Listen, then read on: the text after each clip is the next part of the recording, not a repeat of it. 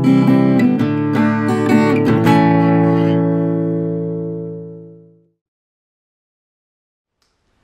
right, well today we wanted to do something special and show you what we've been doing in our kitchen.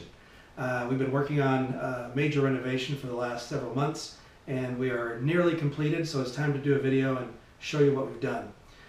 First off, you need to know this house was built in 1908, so it's very old, and when we moved in 13 years ago we did a quick and dirty renovation, and we found ourselves having to come back and do things right and undoing some of the quick work that we did. So just to give you a quick overview, first we'll start with the paint and the ceilings and the electrical. When the building, it was lath and plaster ceilings when we moved in here, and originally they had knob and tube wiring. And so let me show you, this is an example of what was in the house. You can see this is a braided wire knob and tube style light bulb, copper fixture on the end, and there would be one light bulb that you would turn on to light the room. So you can imagine an Edison bulb being on the end of this, and you basically would be cooking by candlelight, you know, with that original electrical. So we pulled the ceiling out, put sheetrock up, put the can lights in that you saw, and then we painted the room. This last time we'd used vanilla bean, which is one of my favorite colors, and we use that everywhere it seems like. But that's the color that you see on the walls right now. So let's take a look at the cabinets. Everyone who's seen the kitchen so far says, hey, you got new cabinets, even though they've been seeing our kitchen for years. These cabinets were our 2005 vintage. We had them made in the shaker style.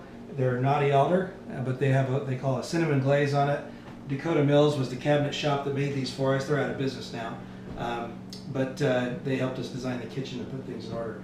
The original cabinets that came with this kitchen were the original ones from when the home was built, and there was about 4 feet of cabinets in that corner, and then there was 4 feet of cabinets over here, which we have turned into a pantry. And it would have been nice to have kept those, but they really were unusable the way they were. We will have a door installed on this pantry here soon. My wife's been pushing me to get that done. So. Yeah, so the next thing we need to point out is the casings. And these, as of 3 months ago, were all painted white. And did you see yourself in the camera there? Yeah. So, so these are all coated in paint, right? And removing paint from the casings is hard work. What we used was a heat gun, and it just blistered that paint right off. Probably some lead paint fumes, so we had the windows open and kept things ventilated. But we pulled the paint off, then we sanded it extensively.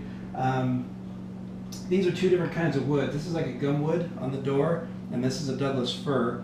All this is old, so it's got really nice tight grain. When we were trying to match the stains, it was a real challenge. We did some research and discovered that shellac is what the old timers used when finishing old woodwork. So we actually went and found some, and we just found this at Home Depot. But I'll show you this. It's a Zinsser shellac. Nice German name on there.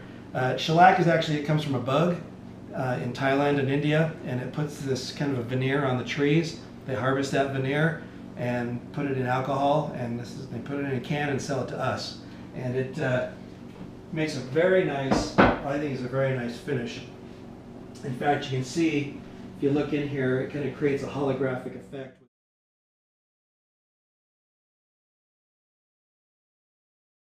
So for the casings, we mixed up a custom mix of just Minwax. We found a red oak and a gun stock and did 50-50. And that came pretty darn close to the original casing color. Slightly darker, but pretty close. And then we put shellac over top of it, put several coats on it to give it a nice protective surface. So with that being done, we moved on to the floors. Yeah, as you can see, the floors are kind of an amber color. These are Douglas fir tongue and groove floorboards, and they're distressed out because we put dark stain on them with our previous floor. In fact, when we purchased the home and did the renovation last time, we went to a hardwood floor store. They told us to use a dark stain with a water-based top coat, and we'll never do that again. The water-based top coat lasted maybe a year, and then it wore out, and we've had beat up floors for the last decade. So we went with oil this time, an oil-based coating, and we used the Rust-Oleum product, the Pro Finisher. It kind of smells like a cross between your grandma's vintage gumdrop candies and mothballs, so it's real pleasant. So just make sure you leave the windows open and that you give yourself plenty of fresh air when doing the floors. But we put 4 coats on, and the floors look beautiful, and we're real happy with it. So let's just do a quick pan around. We brought in appliances yesterday, which has completed the kitchen. We can finally eat. We swapped out our electric range for a gas range, and got ourselves a new microwave since our previous one died on us. And then the fun part is our enormous fridge freezer setup here. And we had a side-by-side before where we couldn't open the fridge door all the way to access food, so we were operating in a difficult refrigerator environment for the last 13 years, and we think this will fix our problem. So it better. So just have a couple more things to do in the kitchen, just a couple nip and tuck items, but this is basically the finished package. And then we're going to start working on the basement again and get back to showing you updates on that. Thanks for tuning in, and we'll keep you updated on further progress.